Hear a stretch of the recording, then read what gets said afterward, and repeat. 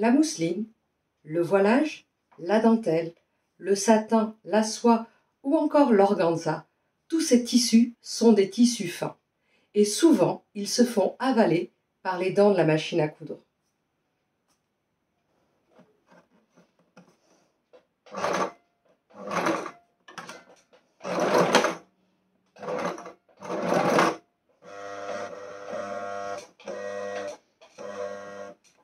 Et voilà, ma machine ne veut plus avancer.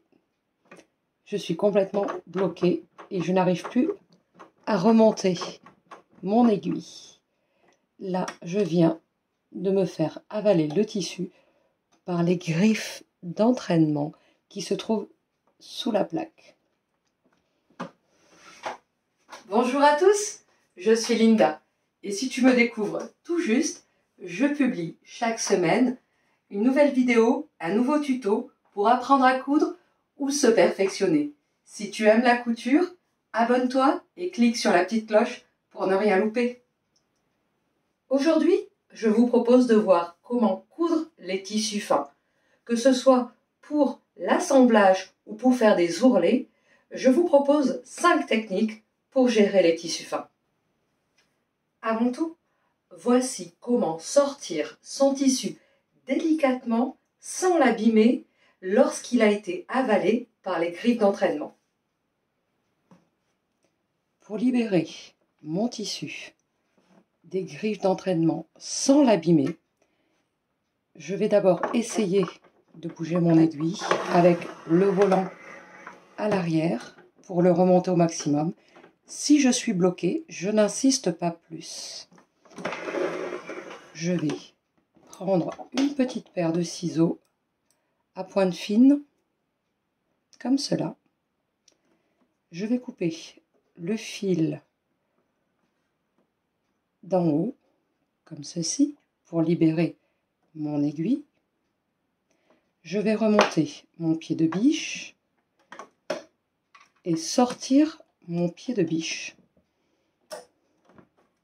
Je le sors délicatement pour pas tordre la pointe de mon aiguille. C'est pour ça qu'il ne faut pas insister pour ne pas abîmer votre aiguille à essayer de la remonter. Là, comme on peut le voir, mon tissu a bien été avalé par les griffes qui se trouvent juste en dessous de la plaque. Donc ce que je vais faire, c'est que tout d'abord, je vais ouvrir mon capot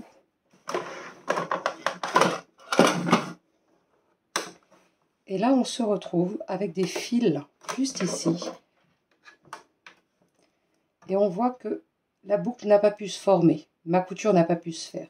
Ce n'est pas grave, je vais démonter à ce niveau-là, sortir les pièces que je peux sortir. Si quelque chose gêne, vous voyez, il y a un genre de bourrage juste là qui s'est effectué. Je coupe.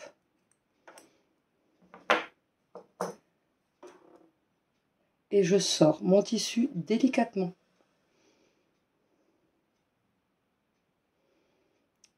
Je n'ai pas eu besoin de le couper ou de l'abîmer.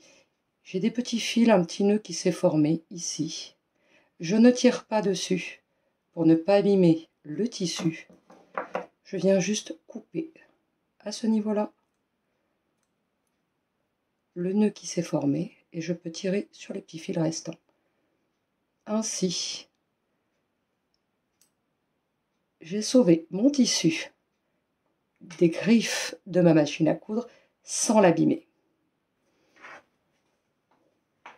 Et voilà, une fois ce problème résolu, il faut penser à bien nettoyer sa machine, à vérifier également que l'on utilise la bonne aiguille. Il faut une aiguille fine, généralement du 70-10. C'est ce qu'on utilise pour les tissus fins. Il faut vraiment faire attention que l'aiguille soit neuve, qu'elle ne soit pas usée ou émoussée, ou vous savez, un petit peu tordue au niveau de la pointe. Vraiment, il faut vérifier cela car ça peut abîmer votre tissu ou bloquer la machine ou tout simplement faire avaler le tissu. Maintenant, je vais vous proposer les 5 techniques pour coudre facilement tous vos tissus fins. Restez bien avec moi en vidéo. Je vous propose à la fin un petit plus qui vous permettra de bien gérer vos tissus et de faire une grande différence sur votre travail en couture pour les tissus fins. Il faut savoir également que je vous propose une formation sur les tissus fins que je vous rajouterai en description dans la barre d'information. Pour la première technique que je vous propose, c'est la plus simple et la plus rapide, surtout lorsque l'on débute en couture, c'est d'utiliser du papier, une bande de papier pour soutenir votre tissu fin lors du passage à la machine à coudre. Alors, ça peut être différents types de papier. Moi, ce que je vous propose, ça va être du papier pour imprimante, vous savez, les papiers format A4, les papiers blancs. Ça peut être aussi les cahiers, des feuilles de cahier. Ça peut être aussi, vous savez, les nappes de table que l'on utilise pour préparer un repas. On pose notre nappe de table en papier. Alors la plus économique, elle sera très fine, puisqu'on pourra presque voir à travers. En fait, moi je l'utilise des fois pour reproduire mes patrons. Ça reste fin, donc facile à déchirer. Et puis ça vous aidera au passage au niveau des tissus fins pour la machine à coudre. Ce que je préfère vraiment utiliser, c'est quand même le stabilisateur. Le stabilisateur, on l'utilise en broderie pour avoir des belles broderies. L'avantage, c'est que ça part directement à l'eau froide. Donc pas besoin d'avoir de l'eau chaude ou de passer en machine. Ça se dilue à l'eau froide et ça évite d'avoir à tirer, à déchirer le papier et à défaire un petit peu les petits points de couture que l'on a pu faire. C'est vraiment pratique. Moi, je trouve que c'est l'idéal. Sinon, tout simplement, une feuille A4, ça passe aussi bien. On l'enlève, on le déchire facilement. Il faut rester délicat, il faut le faire doucement, mais c'est vraiment tip top. Je vous montre tout ça en vidéo. Ici, j'ai utilisé une taille 70-10 pour les tissus que l'on va travailler. On va utiliser donc la première technique. J'utilise une feuille de papier blanche A4. Je découpe une petite bande.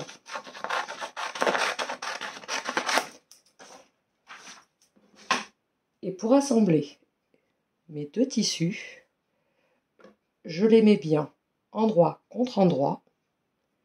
Je vais placer ma feuille dessous mes tissus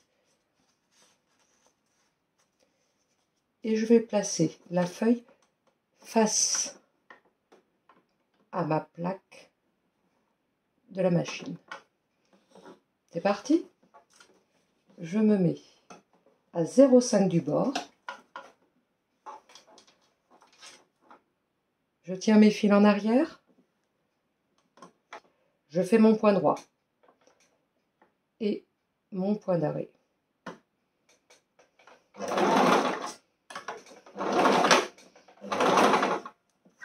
Et ça passe tout seul.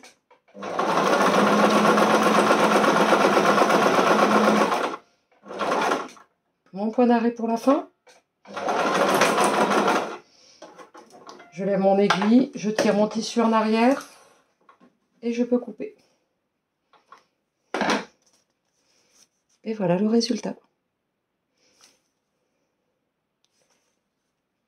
La couture est parfaite et le tissu n'a pas été avalé par les griffes d'entraînement.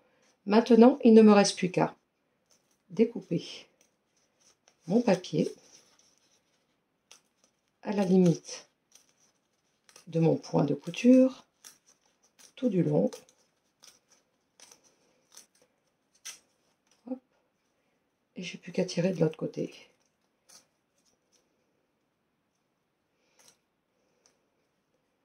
Et voilà.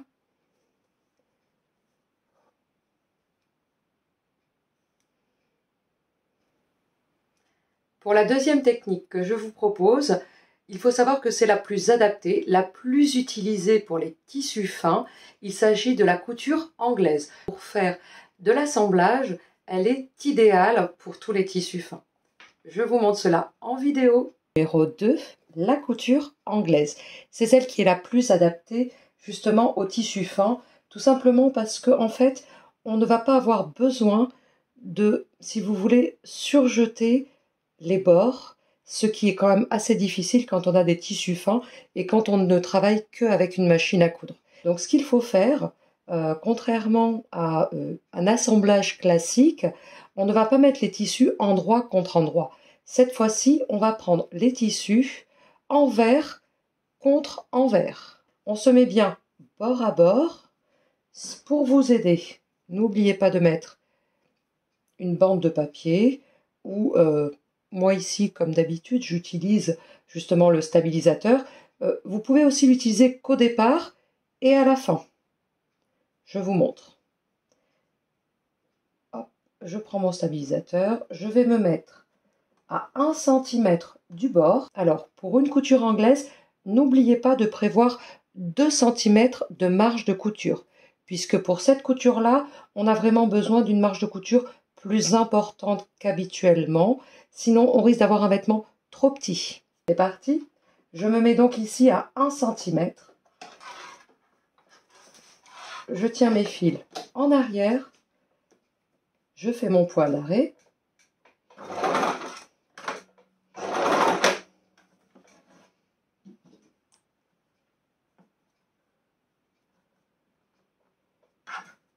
Et c'est parti.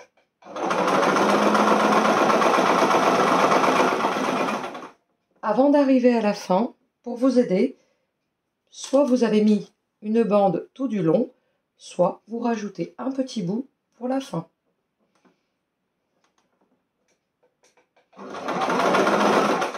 Mon point d'arrêt. Je lève mon aiguille, je tire le tissu en arrière. Hop. Et voilà.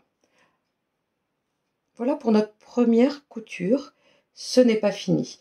Une fois que l'on a fait cette première étape, on va ouvrir notre tissu. On ouvre bien les coutures.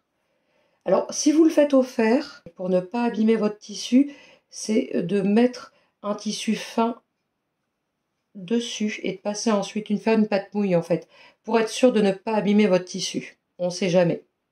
Une fois que vous avez ouvert vos coutures, on va pouvoir rabattre les deux côtés et là on va se retrouver sur l'endroit du tissu puisqu'on a cousu envers contre envers. L'endroit est ici. On va donc pouvoir mettre endroit contre endroit pour notre deuxième couture.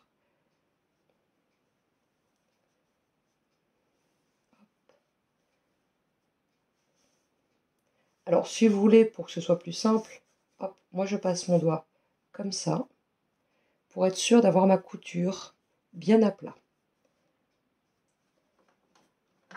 On est parti pour la deuxième couture. Je me mets ici toujours à 1 cm. Je place mes tissus en arrière. Donc comme vous pouvez le voir, ma première couture avec ma bordure est complètement enfermée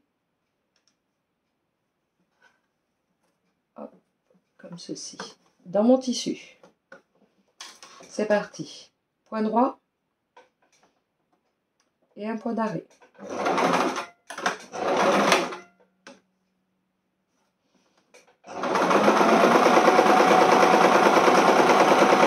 Mon point d'arrêt pour la fin.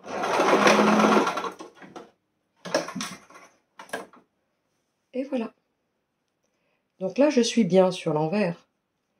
Quand j'ouvre, hop, j'ai bien mes tissus à l'endroit. Donc, mes petits bouts ici vont partir à l'eau. Et sur l'envers, j'ai ma finition. Vous voyez, on n'a pas de bord qui s'effiloche. Puis, il ne reste plus qu'à repasser et à rabattre ma couture anglaise sur un des côtés pour obtenir un assemblage parfait. La troisième technique, c'est la couture rabattue. On l'utilise beaucoup pour faire des ourlets qui sont de 0,5 cm de haut et c'est compliqué à passer à la machine. Je vous montre ça en vidéo. Très fin, on va plier notre ourlet à 1,05. Et pour démarrer, vous pouvez toujours vous permettre d'utiliser la technique d'une bande de papier ou juste au démarrage. Donc là, moi, j'utilise toujours mon stabilisateur pour démarrer. On se met par contre à 0,5 au niveau de la couture. Hop. Je tiens toujours mes fils en arrière et je fais mon point d'arrêt.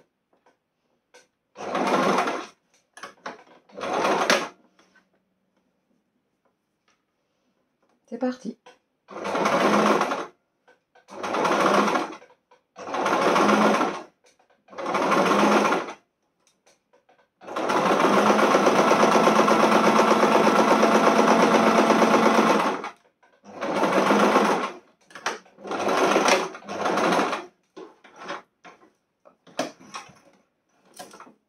Alors, si vous débutez, je vous conseille bien sûr de garder la languette de papier tout du long. Ce sera plus simple pour vous, même sur des tissus où on veut faire un ourlet.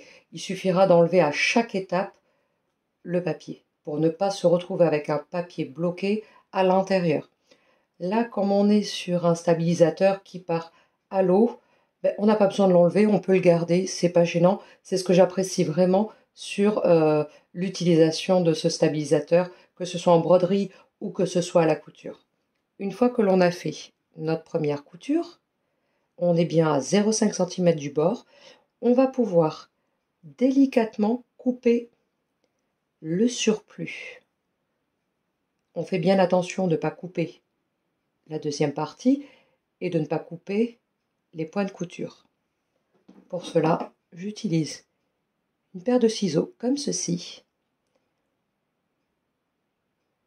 et on coupe vraiment à 2 mm de notre première couture.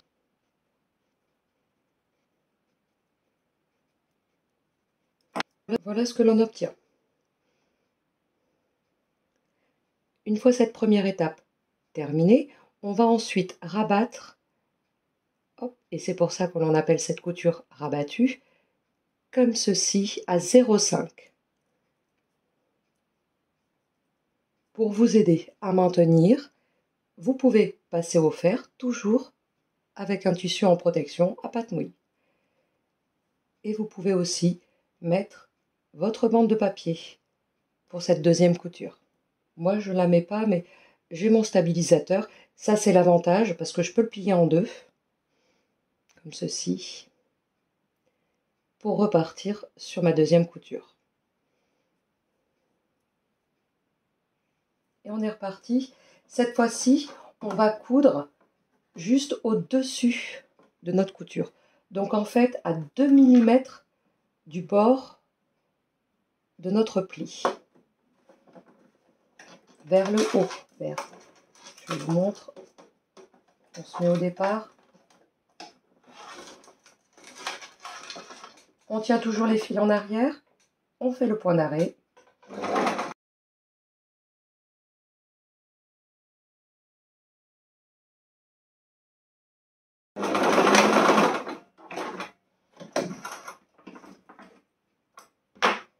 Et voilà.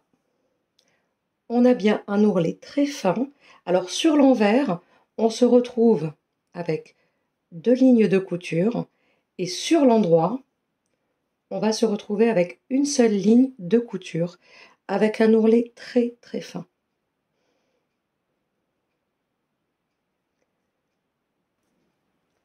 La quatrième technique nécessite d'avoir une surjeteuse, puisqu'on va utiliser le rouloté. Avec 3 fils, on peut l'utiliser pour de l'assemblage, mais aussi pour de belles finitions au niveau de vos ourlets. Je vous montre en vidéo. Nous voilà donc à la surjeteuse pour cette quatrième technique. Il faut penser tout d'abord à faire des tests, bien sûr, et adapter le réglage de votre surjeteuse à votre tissu. Pour faire un ourlet rouloté sur un tissu fin ce que cela donne. Pas besoin de mettre de feuilles dessous avec la surjeteuse, ça passe tout seul. Je vous montre.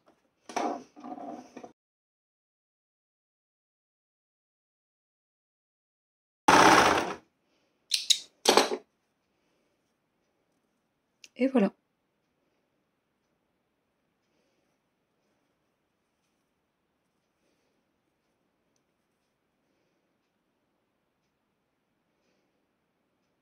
Là, on va se mettre pour l'assemblage endroit contre endroit.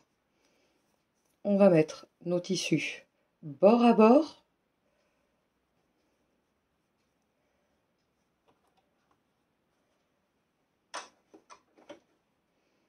Et c'est parti.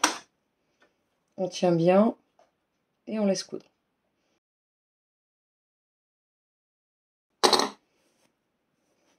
Et voilà.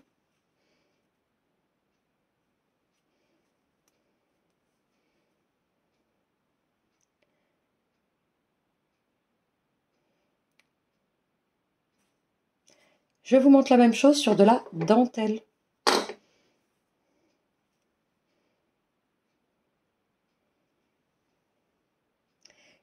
Je trouve que c'est une technique super pratique puisque du coup, c'est pour de la dentelle quelque chose de très discret, très fin.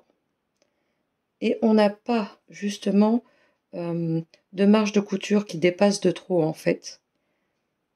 Donc pour un assemblage ou pour un ourlet, c'est discret, c'est fin et on n'a pas de problème avec une machine qui avale votre tissu.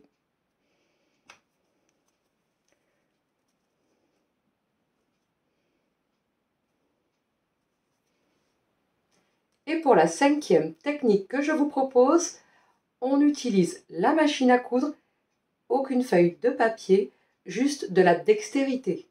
Il faut s'entraîner régulièrement. Je vous montre la technique. Et le coup de main à prendre, c'est de placer son tissu. Donc, on va se mettre, on va dire, à 1 cm du bord. Et au lieu de démarrer au tout début, je vais démarrer à 0,5 cm. C'est parti, je vais placer mon tissu de sorte que je sois à 0,5 cm après mon aiguille. Je pose mon pied de biche dessus, je mets mes fils en arrière et je tiens bien mes fils en arrière. Alors, quand je dis je tiens bien, c'est ce que je fais à chaque démarrage de couture pour faire mon point d'arrêt. Mais là, ce qu'il faut faire, c'est que vraiment, il faut aider le tissu à passer. Alors, il ne faut pas tirer trop fort sur le tissu, sinon vous risquez de tordre votre aiguille, la pointe de l'aiguille. Donc, ce qu'il faut faire, c'est vraiment aider le tissu à passer. Je vous montre, je place bien mes mains au départ tout en haut du tissu et juste après, pour bien maintenir mon tissu tendu. Je tire légèrement mon fil en arrière, je fais 2 points en avant, 2 points en arrière. Et je tends bien mon tissu en fait avec mon index et mon pouce. Et 2 points en arrière. De sorte que les 0,5 cm de départ restent toujours dans le vide. Quand je veux revenir en avant, je continue de tirer mon fil très légèrement pour ne pas tordre l'aiguille.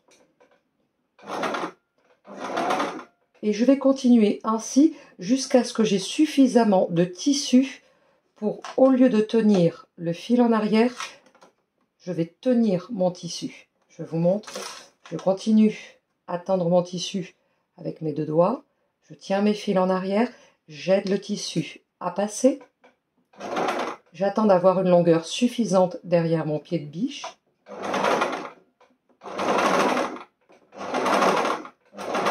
Une fois que j'ai suffisamment de tissu à l'arrière, je peux lâcher mon fil.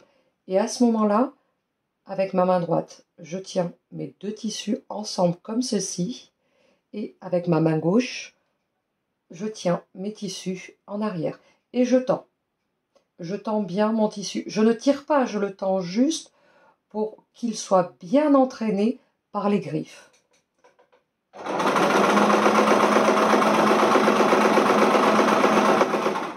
Pour mon point d'arrêt à la fin, je reprends le même positionnement qu'au départ, avec mon pouce et mon index. Et j'utilise ma main droite pour tenir le reste de tissu. Et de la même façon, je laisserai 0,5 dans le vide. Mon point d'arrêt. Je relève mon aiguille, je tire mon fil et mon tissu en arrière et je peux coudre. Et voilà.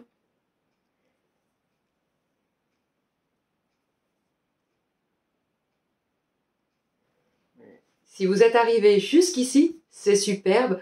Je vous donne maintenant 2 petits plus. Le premier point, c'est lors de la découpe. Avant de poser votre feuille de patron sur votre tissu pour le découper, il ne faut surtout pas plier en deux votre tissu. Il faut vraiment faire à plat, pièce par pièce. Tout simplement parce qu'en fait, le tissu est très glissant, très fuyant, et du coup, vous risquez d'avoir des petites gondoles qui vont se faire dans le tissu du bas. Et vous n'aurez pas en fait les mêmes pièces, le même résultat entre la pièce du dessus et la pièce du dessous qui sera pliée en deux.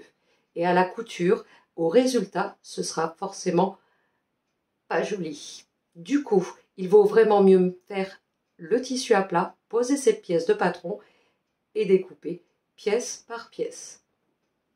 Le deuxième point, c'est qu'il faut, et ça je sais que vous n'allez pas apprécier, il faut penser à bâtir. Tout simplement parce que au niveau de la couture, même avec des épingles, je vous assure que vous risquez à la fin de votre couture de vous retrouver avec un petit décalage au niveau de votre tissu. C'est pas top. Et puis même si vous mettez bien des épingles un peu partout, le premier risque, c'est que si vous gardez vos épingles pour coudre, vous risquez, avec cette aiguille fine qui est quand même de 70, de taper sur votre épingle et du coup de casser votre aiguille, de la tordre ou de bloquer la machine. Elle ne voudra plus avancer parce que ce sera bloqué. Et honnêtement, quand ça vous arrive, ça abîme vraiment le tissu. Et aussi, même si vous enlevez vos épingles au fur et à mesure, vous aurez quand même une petite gondole, un petit décalage qui va se faire. D'où l'importance de bâtir avant votre couture. Après, vous pouvez tout aussi bien choisir la technique encore du papier, mais cette fois-ci, non pas pour aider l'entraînement de votre tissu avec les griffes, mais plutôt entre les deux, mais plutôt de placer une feuille de papier ou une feuille de soie ou, comme moi, un stabilisateur entre vos deux tissus pour éviter qu'ils ne se frottent, qu'ils ne glissent entre eux et d'avoir ce décalage à la fin. Je crois que je vous ai tout dit. Et voilà, maintenant, vous allez pouvoir gérer tout type de tissu fin, que ce soit pour l'assemblage ou pour faire des ourlets. Il ne vous reste plus qu'à vous lancer. J'espère que ce tuto vous a plu. Si c'est le cas, un pouce, ça fait toujours plaisir. Pensez à partager et à vous abonner. Il ne me reste plus qu'à vous souhaiter un excellent week-end. On se retrouve la semaine prochaine pour un nouveau tuto. Au revoir.